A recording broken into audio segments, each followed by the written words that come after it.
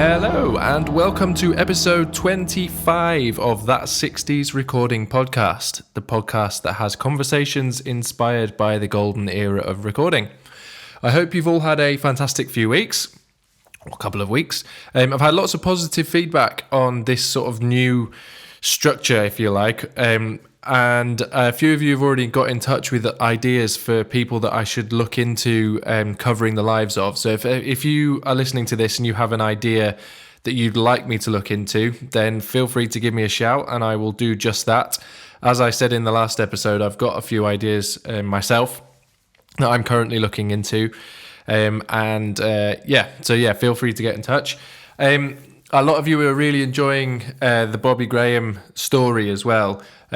It's something that's really interested me. And before we start, I'd just like to tell you about some books that Leslie has got hold of. So there is a chap in the UK who's written a book about Bobby Graham. And Leslie sent me a copy which arrived on Saturday, and I haven't started reading it yet because I'm currently reading another book, but it looks incredibly well written. And if you pay a little extra, there's a CD that comes with it, which I have, which is a collection of Bobby Graham's tracks. I know that Leslie only has 16 copies of this book. 16 copies. So if that interests you, I'm going to post a picture on my Instagram of it today. And today is Monday the 29th, so it will have been yesterday if you're listening to this on the Tuesday when this comes out. So go and have a look, and if you'd like a copy, feel free to message me and I will put you in touch with Leslie to sort you out a copy. I know that a lot of you guys who are listening are over in the States or further afield, not further afield, but we have some listeners in Canada and all over Europe. I don't know what the deal with posting out, but feel free to get in touch and we can sort that out. Everything is achievable. Okay, so I'll just get straight on. I feel like I was going to say some other things, but I won't. I won't bore you anymore. I'll let you crack on with the rest of this conversation. So here we go. We start off talking about Dave's work with the Dave Clark 5.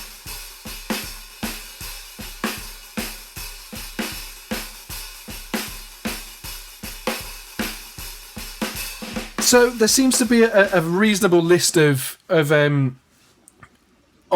artists that he was recording with a lot. And so he was doing a lot of film sessions. We've spoken about the James Bond, and Dave Clark 5 is obviously where your expertise is, John. I'm interested to know what Bobby's relationship was with that band and how those sessions, how many and how often, and all the details surrounding his work with Dave Clark 5.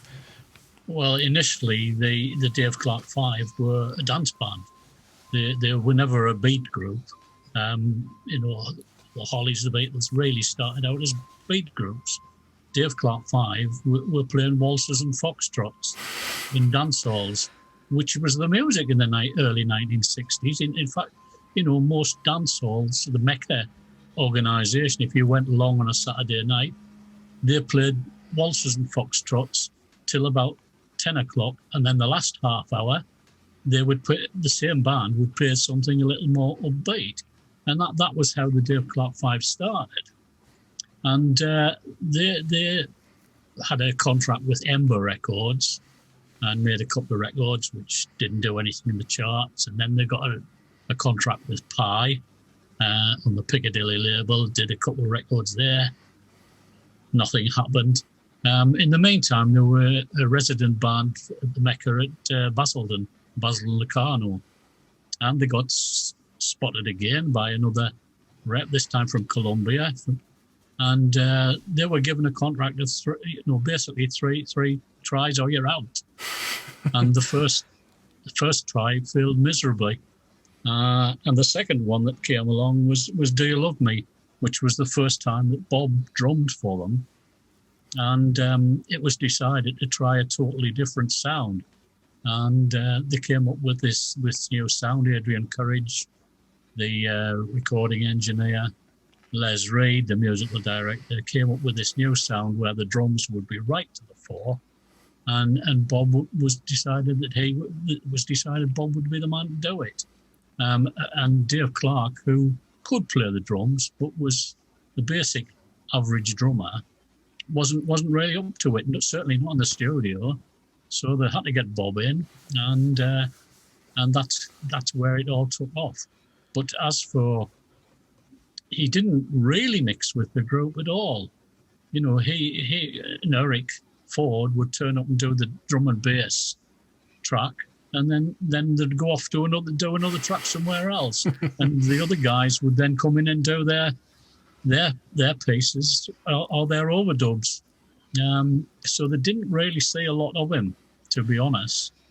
Something that I find interesting, just as a bit of a side note, is the fact that then, I suppose, compared with now and the way that everything is visible now, and back then it wasn't so much. So a band like Dave Clark 5 could go through numerous different guises before making it, and it didn't really affect the way that they were perceived. And you know, you say they had numerous tries with numerous labels, and I would assume they were all under the same name of Dave Clark 5. I could be wrong, but then they suddenly they get a you know, they hook it and it's there, and it's fine, and now we'd be conscious of damaging a reputation. You know, you're almost, if you have a flop, you're damaged goods, and that just certainly wasn't the case back then at all.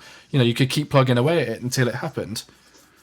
Yeah, I kind of think if Mike Smith hadn't sat down and wrote Glad All Over, and if Bob hadn't really hammered the drums on it, then nobody would have heard of the Dave Clark 5 like the Kinks. They were on that three strikes and out, and that was that three strike. If Glad All Over hadn't become a hit, that would have been it for them. I don't think they would have got a fourth try.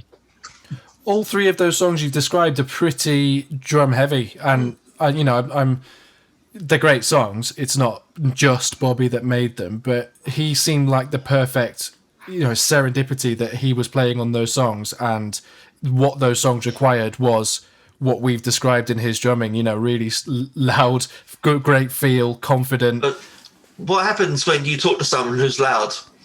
You get louder, don't you? Because you want to be heard. Yeah. I think that's what happened with the rest of the band. I think that his drumming and the drive of it elevated the band to bring their A game as well. And that comes through the records so well. Certainly did. There's an interesting story about that. You know, obviously Clark was a good-looking guy, and they decided, well, we're going to have him up front with the drum kit, and the other guys are behind him, and we've got this loud Bobby Graham sound. This is what the records are going to all be about. And of course, he got a contract with Rogers Drums, so he's up there with the Rogers Red Sparkle drum kit. And I know this is going. They made it very, very big in America. As you well know, they were bigger in America than here. And Rogers had an American base as well. So they were up there, again, the Rogers Red Sparkle on the Ed Sullivan Show, Carnegie Hall. There it is, right up front and centre. And all these American drum enthusiasts are going out and buying Rogers drum kits because they've seen Dave Clark playing it. And it doesn't matter what they do, they can't get the sound. Because it was Bobby Graham on a Carlton set. A Carlton set made for him by Johnny Dallas in London, a custom-made set. And it didn't matter what they did with the Rogers set, they could not get that sound. And Bob had his snare turned right the way up tight, didn't he, Les? Yeah. And you just could not get that sound out of a Rogers set. So Rogers sold thousands of drum sets to Americans for a sound that they could never make. Let's take a quick hello to a guy called John Sparcola, who helps us a lot on the site, who was one of those guys who bought that set, and he still has a grudge about it. And Bobby wasn't, you said earlier about being bitter. He wasn't bitter about Dave Clark at all. No. He wasn't. But he did have a right smile. And one day he told me about all those people that brought all the drum kits thinking they could sound like him, and they could never do it because they're the wrong drum kit. So that he wasn't bitter, but he had a little wag at his expense. Yeah. That's hilarious. It's just like obviously the Beatles thing with the Ludwig kit, and you could get that sound. It did sound like Ringo. But I absolutely love that. I mean, so much of it's down to the player as well. I mean, presumably they'll have heard Dave Clark playing live, and they won't have been able to sound like it anyway. Well, I mean, you opened another chapter there. We haven't time to go into all this, but there's two distinct opinions. They were very much like the Beatles concerts, I understand, where you couldn't hear the band clearly. Or the other people say that the sound was just like the records. So you can do your own mathematics on that one. Well, there you go. And then if it was the record, it was Bobby playing on his Carlton kit, and they're not going to get that sound anyway. Did he have any particular sessions that stood out to him that he spoke about? In the book, and I didn't talk about them personally, was this French chanteuse called Françoise Hardy. He absolutely loved doing her sessions. It might have been the fact that she was a very attractive lady with a lot of charm, but he genuinely enjoyed that. But the Kinks will always... She was my girlfriend in the 60s. She didn't know it, but she was. But there's no doubt his favourite sessions were the Kinks. Absolutely the Kinks, yeah. Yeah. And was that just because they were? It sounds like they were quite relaxed guys. I mean, from what I've read, they never complained that Bob was there recording the sessions. They made him feel like part of the band, and with what John said earlier about how Eric Ford and Bobby played on their tracks, and that's typical of many a session where they were brought in, did a job, and then left, and they weren't part of the band. But with the Kinks, he was part of the band, but he also knew he wasn't there to replace Mick Avery. He was there to help them launch a career. It just goes to show his, I guess, his humility and where he knows where he stands in. I'm struggling for the right words for it. Not necessarily pecking order, but he's got no ego that's desperate to stay at the front.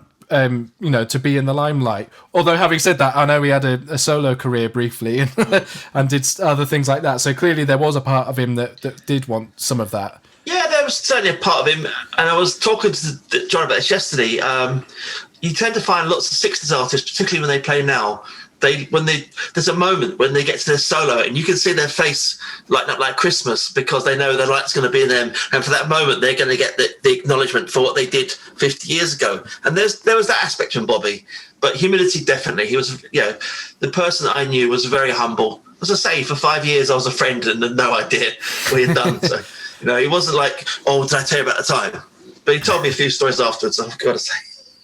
There seems to be a couple of specific stories about particular artists that were difficult. I mean, Dusty Springfield is a story that I've got here about. I mean, it says she had a thing about drummers. I mean, I know a lot of artists who have a thing about drummers. Dusty Springfield was a female singer in the male industry who, when you think about the 60s as well, and perhaps the struggles that Cilla Black had to be heard in a natural voice. And Dusty Springfield was a brilliant singer, perhaps the finest this country's produced. Yeah. And she had to be that person to get what she wanted, because otherwise she'd have been told how to sing. She was a perfectionist as well. Everybody who worked with us said she was an absolute perfectionist. It had to be exactly right. And I think that's where Bob would be the man. To make sure the drum part was correct.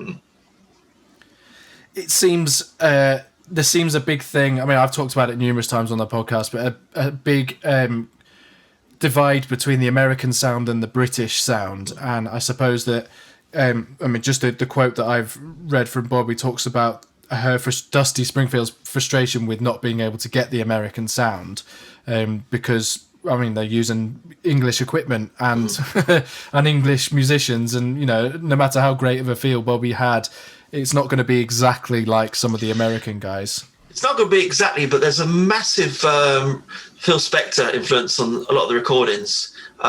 So she had a fair go, I think.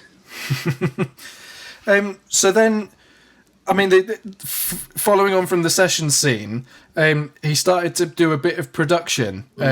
Which is a theme that you see a lot in drummers. I mean, he clearly knew how to to get on with people, and he clearly was able to sort of interpret. I mean, Dusty Springfield's a great example. Interpret what people want from their music and help that process along. Well, I think John knows probably more about this than me, but his first real job was for the Pretty Things, and the reason he got the job was because no one else could hack it. To be honest, they were such boys in the studio, and at the time he was a bit of a drinker and a bit of a social player himself, and he kind of fell into that job and did a brilliant job on the first album, and the second he produced as well. Yeah, with the Pretty Things, they were renowned for being difficult. They were very, very good musicians. I talked to John Maxworth, the record engineer, and he told me that if they booked the Pretty Things in for a session, they would book an afternoon session and tell the Pretty Things it was a morning session. And that was the only way they would get them in on time. I said they would drift in ones and twos, hungover from the night before. He said, but once they sat down, they were absolutely brilliant musicians. But he said it was just getting them there and sitting them down, sobering them up and getting them to play. And as Leslie says, I think that Bob would be the ideal bloke for that, rather than some music director who was probably 30 years older than them and from a different life altogether. These art students, they were all ex-art students and knew how to enjoy themselves. And I think Bob fitted in better than the older music directors that they were having to answer to. There's one thing we can't work out on the first two albums, because there's definitely Bobby playing on there, and there's Viv Prince who inspired Keith Moon. This is how good a drummer he was. But the way Bob told it in his book was that when Viv finally made a session, they'd stick him on the stool, and if he could stay on the stool without falling off, he played in the session. If he didn't stay on the stool, Bobby sat in. But they were two similar drummers, so you really have to know your drums, or have to have been there to know which one did which track. Yeah, I suppose Bobby at that point will have been, you say he's a bit of a drinker, so he's able to get on with them on that level. But then also some of his experiences with, for instance, the Joe Brown band, which was a very disciplined band, will have sort of held him in good stead for times like these, where it's all right to have a laugh, but the bottom line is you've got to get down to business, and they're going to listen to somebody that they respect. So if he can command that respect in a way that they understand, that's what made him such a good producer for the younger artists. Most definitely, yeah. And I think the big thing was for that band, as John alluded to, that a lot of the producers that they were asked to work with didn't understand them. Well, he certainly understood them, and I kind of think that when the session got going, it probably just was press play and record and let them do their thing. I don't think he had to do too much production there, to be honest.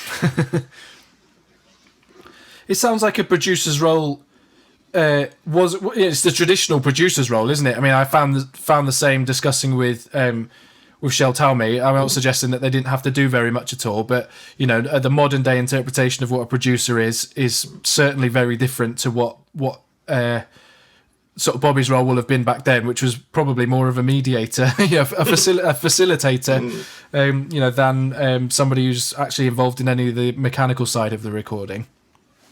Yeah, again, I don't know too much. Maybe John does, but he certainly wasn't an engineer in the studio at that time. He did develop those skills and to become quite a good producer, but he was more facilitator, more of an organizer, perhaps the one that was the best behaved at the band as well. So we're talking about Fontana Records was where he started mainly producing. Am I correct with that? I'm Pretty Things were on Fontana. And Fontana actually did release Skin Deep, which I found the recording of on YouTube, which was a cover version of a Louis Bellson drum track that he played with the Duke Ellington Orchestra. I mean, that's sort of harking back to the jazz thing, and it really shows off not that he was just a solid pop drummer. I use pop in the sort of R&B term, but he really was a genuinely accomplished drummer. He was fantastic, and you can hear it on that recording. If you'd seen him be literally carried onto the drums and then play that solo, which I've seen him do twice in my life, then I was just in awe. And at the end of it, he'd have to have about a 5-minute break to get his energy back again. But he would never hold back. You never got a 50% performance from Bob. You'd always get 100, 110%. And he loved doing that song. He absolutely loved it. What I'm gonna put a link to that so that the guys listening can hear it. I'll find the YouTube link. Was he disappointed that his sort of solo stuff didn't do more and he didn't carry on with it, or did he ever speak about how would he have liked to have done more solo material? I don't know personally. He may have talked to John about this, but it probably wouldn't have been good for him, because had he joined the Beatles and been open to the success they'd had, he wouldn't have coped with it. It wasn't in his nature. He was more of the man that John described, the Beatles session, who turn up, play the session and go.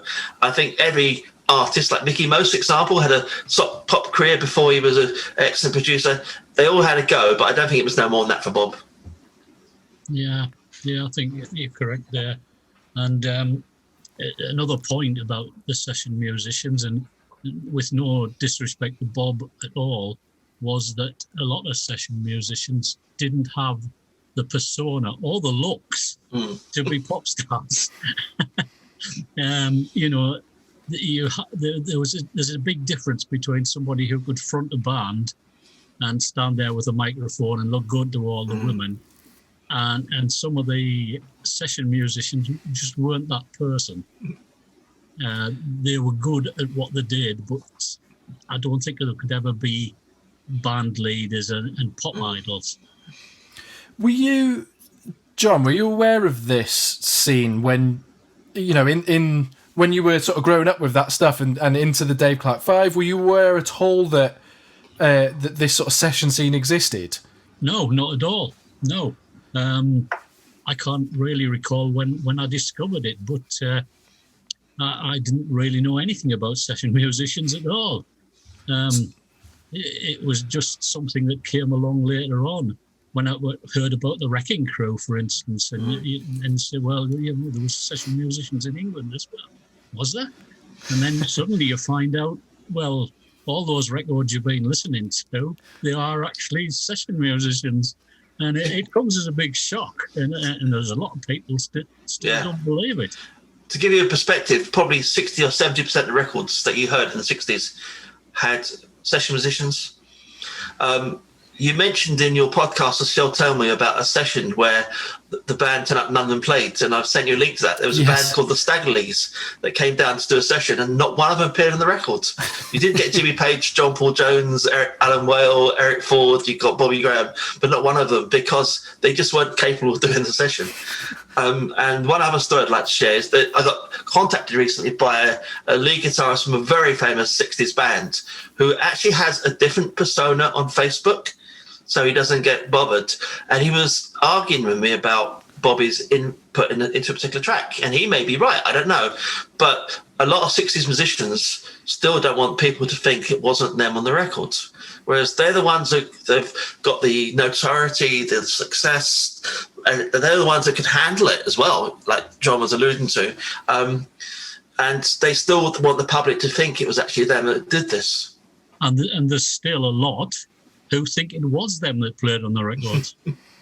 There would be a case where people would do a session, and I'm sorry to keep talking about Dave Clark, but Bobby did tell me this one story where the society was getting used to the fact, or suspicious, whether it was actually Dave playing on the records. So he held a recording session and invited the journalists, and he gave them lots to drink first. And in the session, he played drums, a basic drum track. It could have been Glad Love, it wasn't one of the more complicated ones. And then when the session finished, Bobby was wheeled in to record the drum track that was playing the records. And these journalists would have thought, oh, I heard that, I saw it, and then that's the record. And they put all the bits together. But the reality was, it wasn't that. The other thing that happened was that in a lot of cases, the group would come in and play the track, and then the producer and the record engineer would listen to it after, and then bring a session musician in to redo it. So the group went away and then listened to the record and said, "Oh, is that us? We sound great." and it wasn't. But they didn't know that. They didn't know they'd been overdubbed or whatever. They still think they played on the records. It's absolutely mind-boggling. And I'll be honest, when I started this podcast, it's not a subject I anticipated talking about, to be honest. It didn't even cross my mind. But it's such a huge part. I always keep bringing it up, but the Beatles, seem to play. They played their own instruments. They brought them out. Yeah, they did, and that's where, if your perspective of the 60s music, like mine is, comes from there, you're not necessarily aware of this scene too much. And actually, it was the norm. It seems like that was. The Beatles were not the normal at that time. No, they weren't the norm. And the other funny thing was, I was a massive Beatles fan growing up, and I wish I knew more about Dave Clark 5, because I've learned subsequently that they produced some very, very good music, and lots of it, and not just the familiar songs. A lot of the album tracks are great as well. But I didn't know about those. But I was a Beatles fan growing up, and to me, yeah, that was the norm. The four guys that played the records that took you to these magical places. I had no idea about session musicians. It seems a bit like, the sort of image in my head is of it's sort of the grown-ups being the record labels and the session musicians doing all of the stuff, and then you get the pretty young singers in their sharp suits, all matching, to stand at the front and sell the records, and not even they're aware of what's going on behind the scenes, as you've just said, John. Right. That's exactly right. Yeah. In a sense, it gives us something to talk about, but it's not the pretty side of the music industry. It feels, it does feel a little bit. I guess that's just what it was, but yeah. So if they had Pro Tools back in the day and had 3 months to record a single, then they probably wouldn't have needed a session musician. They could have cut and pasted themselves all over the place. But they had 3 hours to do 4 songs, and they had to be hits. And if they weren't hits, the band was dropped. That's the way it was. Yeah, but that's the beauty of it as well. If they had all the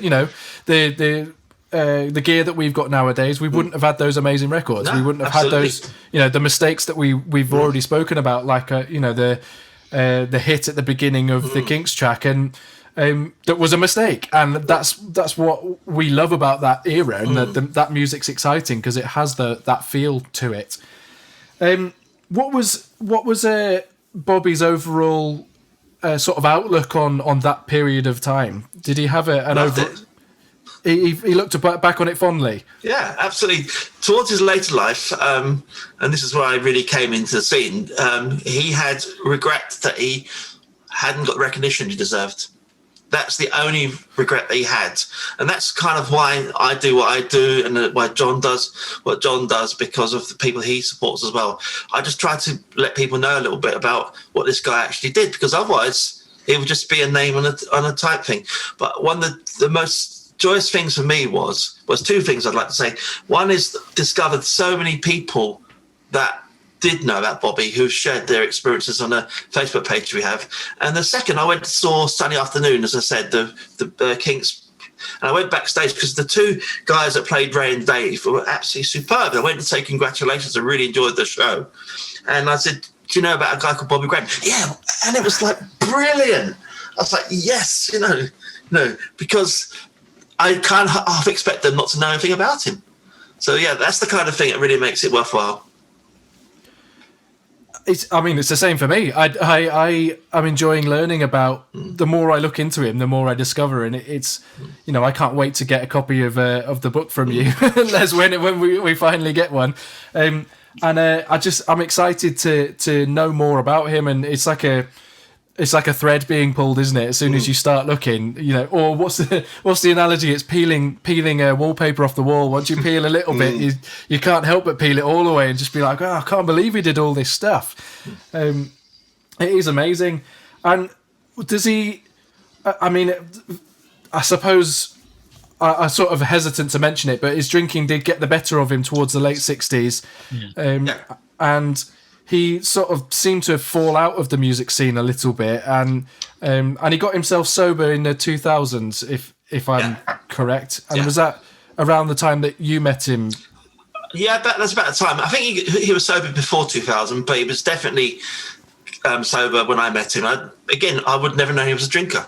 There was 2 Bobby Grahams. So, but yeah, he certainly was a drinker back in the day. There's no doubt about that. I suppose that it was a boom time for the music industry, and that it was almost, he will have had cartage for his drums, where they would have brought the drums to the sessions, and he probably would. He took them himself. He'd pack them in the car, unpack them. There's a famous bit of video which unintentionally we sold to Jimmy Page. There's a video of Jimmy arriving at studios in the 60s where Bobby took, before Jimmy was known. And in the video, you can see Bobby, someone else shot this, unloading his drums himself, which he had to do 3 times a day. Jimmy would turn up with his little guitar, that's it. But Bobby had to unpack the drums. And for anybody like yourself who knows about that, he would unpack and pack them 3 times a day, every day, and had to cart them himself. So, yeah, there was nobody carrying the drums for him. Well, I'm showing my ignorance. I see the word cartage written down. And to me, cartage means, if you're...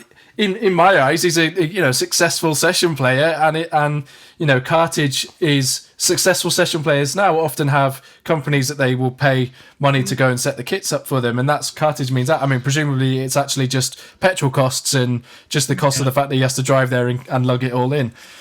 So excuse my ignorance, but then it will have been a time when he's. Drinking and driving doesn't matter so much, and presumably it was just a fun time to exist, and it's exciting that he's doing all these sessions, and I mean, it was probably very tempting, or not even aware of the fact that he was falling into drink, and it was just happening. I don't think there's drinking and driving it, because during the day they'd be working. It was after the sessions, so that was when the drinking would take place, because they didn't have time. Okay. He might have in those days he might have a quick one in the pub between sessions, but you're not talking about turn up to a session drunk, but certainly drinking afterwards. Yeah. Okay, so it makes it. I think that the point I'm getting to is trying to get to is that it was an exciting time to exist, and there was definitely. Not a party atmosphere, but a celebratory atmosphere, because there's a lot of money floating around and a lot of good sessions happening, and everything was moving very quickly. Stuff was recorded and released very fast, and whether people knew them or not, they were hearing themselves on the radio or were aware that other people were listening to them on the radio. So it must have been a very exciting time for them to be a part of. I think at the time it was going so fast they didn't appreciate it. It's only in later life when they look back. But let me tell you a story about one famous session for PJ Proby and Hold Me. And the session was booked from 10 to 1. And PJ arrived at 10 to 1. So there's likes of Jimmy Page and John Paul and Bobby there, who by the time that he had arrived, they knew the song backwards. And they did what they rarely had a chance to do. They actually rehearsed the song. Normally, as John said earlier, they'd have sheet music, they'd learn it, and then get the feel quite quickly, but they actually rehearsed it. So when he arrived at 10 to 1, they recorded the song and the B-side from 10 to 1 to 1 o'clock. It became number 1. Amazing. 2-1 takes. Incredible. I just want to finish off by speaking. We've discussed. We've kind of been talking about the site. So the site is. I will have spoken about this in the intro, and I do an outro to these podcasts too. So I'll talk about it then as well. But you guys both run a Facebook page dedicated to telling Bobby's story. Well, it was started by a guy called John Ellis from America who started it. And he's a real fan of session musicians. And then he invited me on board. And another guy called John Smarcola, who's very much into technical side of things. And John helps as well. So there's kind of 4 guys that kind of do it. But we've hit some big numbers. So in the last year, we had 250,000 views of the videos we put on there. Wow. We've got 800 followers at the moment, and if it's 800 or 8,000, it doesn't matter, because the people that are there because they want to be. And I guess the only regret is there's not more material out there. I've literally gone everywhere I can find videos of the time, and I've recolorized them, and I put some of them through Pro Tools to give a little bit more life to the recordings. But there was such a lack of material from that time, so that's the only frustration. I'd love to have the 15,000 tracks and stuff, but they're not there. As I said earlier, there's not even a list. I can't even find a list. I've found a handful. I could make a Spotify playlist of some of them, but I'd need, and you guys obviously know a huge amount more than I do, and it need. Let me throw some names off to you. So the ones I just did from memory: the Kinks, Dave Berry, Dave Clark 5, Kathy Kirby, Francois Hardy, Eddie Mitchell, John Layton, Dusty Springfield, Petula Clark, Peter and Gordon, Michelle Ponroth, Joe Brown, Van Morrison, Baby Please Don't Go, Gloria, Here Comes the Night, Tom Jones. Yeah, that's just a few names. I think it's probably easier to list the stuff he's not on. It's amazing, and it's so frustrating when you talk about how much he's done and how little information there is, or not information, but sort of information on what recordings he's on, and sort of you almost want there to be some sort of like an all music credits page where you can just scroll through them all and go like, oh, he's on all of those tracks there. No, it just doesn't exist. This is why we need a time machine. So if I had one, I'd love to go back there for a year just to have the excitement that John had, being there, because I wasn't there at the time. I was too young, unfortunately. But yeah, that's why we need a time machine. Well, that's why I think that, what you guys are doing is so admirable, and sort of my podcast feels like it pales in comparison to the effort that you're putting in, and I just love that. I'm having a really great time learning about all of these things, and I just love that I find people like you guys who are working really hard to keep the fire burning, like as clearly Bobby wanted, and with sort of gradually peeling back that wallpaper and finding out more and more stuff about these guys, and this sort of like as I said, like a hidden part of the industry that I didn't even anticipate talking about. And that's why I don't know names. I didn't grow up knowing the name of Bobby Graham. I just knew, now I suddenly go like, of course I've played Kinks covers. I played Kinks covers at Butlins. I've done exactly that. And you have no idea who the sort of renown of the person I'm learning the parts for. Don't forget, we're talking about one musician. There was so many others. He was one that we knew, us two guys knew, and that's why we talk about him. But he was one of many that did that. I've been a sort of a trend I'm seeing in trying to get people to come and speak to me is that a lot of these guys who've gone on and had. Bobby's career seemed to sort of peter out into the 70s, and he went and did some other things. And some of the guys who carried on working have told their story a few too many times and just don't want to talk about it anymore, even though I would say for my generation and younger than me, there's more that needs to be told. I think there's more that needs to be found out, and I think it's great that Bobby was happy to speak with both of you so in depth about what he did, and he wasn't tired of talking about it, and was happy revisiting it. I think so, yeah. Amazing. So one other thing I should quickly mention is about the Bobby's book that we've spoke about. I think before we started recording. But so, Les, do you want to speak about it quickly? Yes. So Bobby wrote a book with a leading barrister called Patrick Harrington. He's one of the country's top barristers, actually, who was actually just a fan of Bobby's. And the book was printed in 500 copies. They became sold out and become quite a rarity. And they pop up on eBay every now and then, people asking £80, £90 for them. And I managed to get hold of, from Sean, Bobby's son, about 25 copies, which I sent all over America and all over Britain. And then there's been another demand. So I reached out to Patrick Harrington. He's had some more printed. So in about a month or so, we'll have the book. It will be sold for £7 from the website, plus whatever postage to wherever you are in the world, and £1 of that's going to charity, which it basically just covers the cost of the book, because all Patrick wants to do is to get people to have the chance to read it. So it's not a profit engineer; it's a sharing information. In fact, that should. Oh, sorry, God, John. When the book came out originally, this was with it. It's a CD, the Session Man. So is that a compilation of tracks he's played on? This is Bob playing on with his own band on some of the more famous ones that he did for other bands. And I don't know, Les, is the CD still available? Yes. Patrick's got some of those as well, so I can try and get some of those as well, yeah. I think this will be going out around about the time people are listening to it. Hopefully, if it is a month that you're hopefully getting these, then it should be around the same time. I have to say, there's one thing that won't be given away with the book. Oh, a pair of Bobby sticks. Amazing.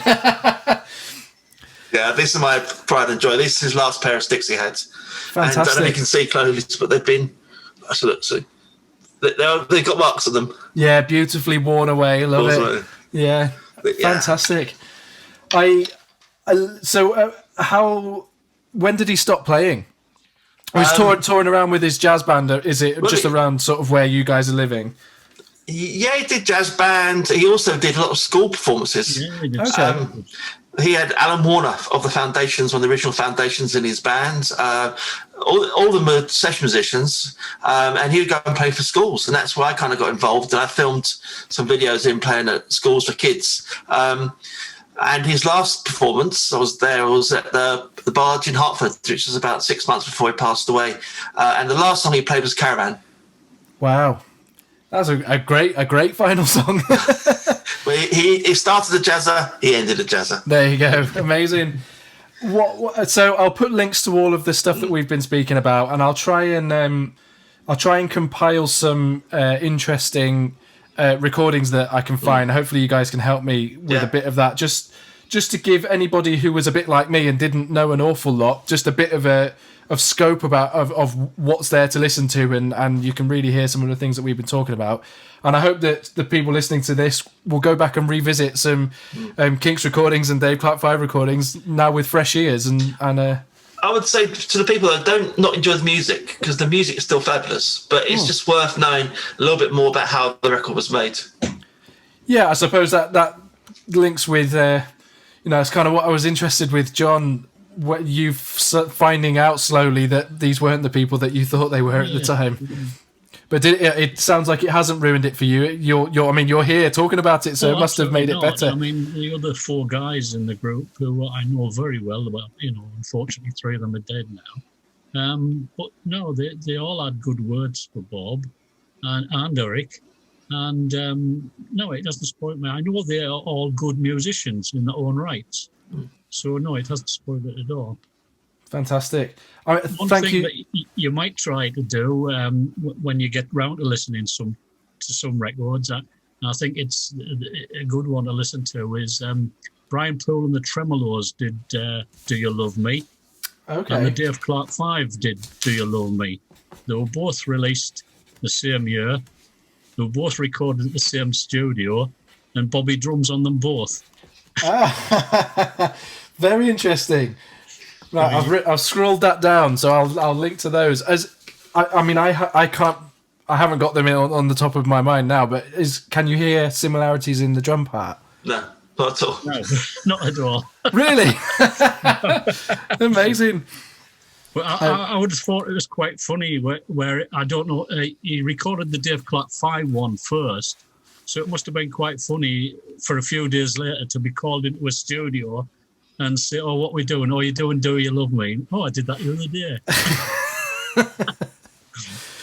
I love it. It's incredible. I just love that idea that they're getting called into the studio however many times a day and they just don't know what they're doing. I just find that amazing. And they could have played on, 12 tracks a day and just boshing them out. This quickly adds up to the 15,000, doesn't it? That's right. If you think about it, the group have probably written the record themselves. They've practiced it upstairs in the pub or wherever, and they've got it all set, to go and record it. But the session musician who turns up, he's just given a bit of paper, a bit of music, and said, "Get on with it." and he doesn't have a chance to practice it or anything. He just has to go and play it, whether he's a drummer or a guitarist or whatever. He's just got to go sit there and do it. So that is absolutely amazing to me that they could do that. it really does show how talented these guys were, and I think it's very easy for particularly I find younger musicians, which is a lot of the reason that I want to do this, that they hear those records and they think, they might hear a Kinks track and think, oh, the drumming on that's really simple. And that's not it. That's not, we're not talking about the technicalities of which order the notes are in. We're talking about, how the notes are played and the feel of it and some really intangible things that make somebody like Bobby as great as he was. And I love just what you've spoken about, John, about the fact that they could go in and just do it when it was taken. Some of these bands will have rehearsed it, and they come in and knock 4 out in 3 hours. You just think it's incredible. 3 times a day. Yeah, it's amazing. It just shows how good they were. And there's just because the part is simple. You've only got to listen to that Crazy Drums track I spoke about, and then you realise how he was technically proficient, as well as having the great feel and the confidence and the loudness and all the stuff that makes him so great. It's fantastic. Thank you both so much for coming to speak to me about it. I really appreciate you taking the time out. It's been a pleasure, and thank you for doing what you do as well, because you're doing the same as us. We just want people to know about the history that went behind the music. That's it, exactly. And I will link people to the Facebook page, and hopefully there'll be a few more followers, and I look forward to keeping on reading a few more of the stories that you post and listening to some of these records.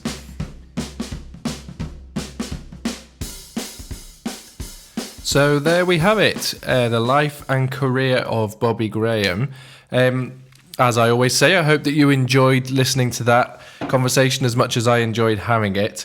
Been listening to loads of the Dave Clark 5 over the last couple of weeks, and trying to find more stuff that Bobby Graham has played on, and it's been a really lovely and eye-opening little adventure into a particular 60s don't really know what to call it, musical genre, if you like. Yeah. Anyway, like I said in the intro, feel free to get in touch with me if you'd like a copy of the book.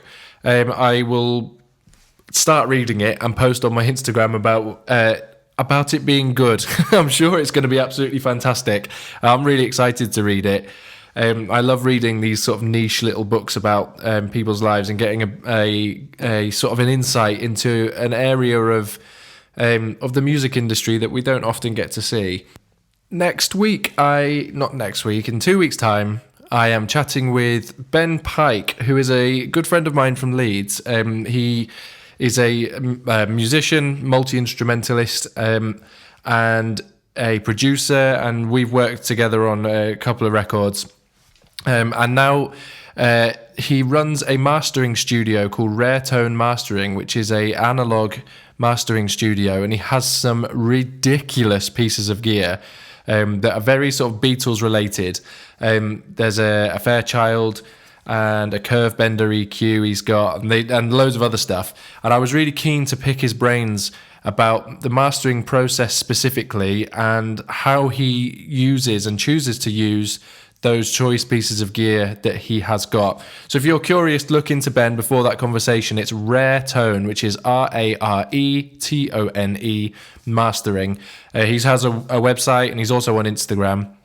And he masters all sorts of stuff, but recently I know he's been doing a lot of kind of power pop stuff. So it's worth just checking out his sort of Instagram feed, so you know what he's working on, because it's always really incredible to check out. So prepare yourself for a little bit of a techie episode. Obviously it's going to be in 2 parts, and at one point it gets very... I ask him some quite nerdy questions about how he goes about mastering stuff. I hope that you will enjoy that conversation. Yes, so that's that. I would like to thank you all once again just for listening to this. As I keep saying it, but the podcast is growing. Every episode I put out, it grows more and more and more. And again, as usual, I can't believe how much it has grown from, starting this just under a year ago. So yeah, thank you all for listening and spreading the word. and just being part of this sort of a little adventure that I'm on. So yeah, thank you. If you'd like to get in touch with me for any suggestions or anything, my website is allyouneedisdrums.com, and there is a contact form there, or you can email me, joe@allyouneedisdrums.com, and my Instagram is @allyouneedisdrums, so feel free to get in touch. And that just leaves me to say thank you to Joe Kane of the Poppermost fame for the intro and outro music he supplied for this podcast, and my good friend David Henshaw for the artwork that he supplies every fortnight. Have a wonderful couple of weeks, and I will see you back here, or listen to you back here in 2 weeks' time with Ben Pike from Rare Tone Mastering. Goodbye!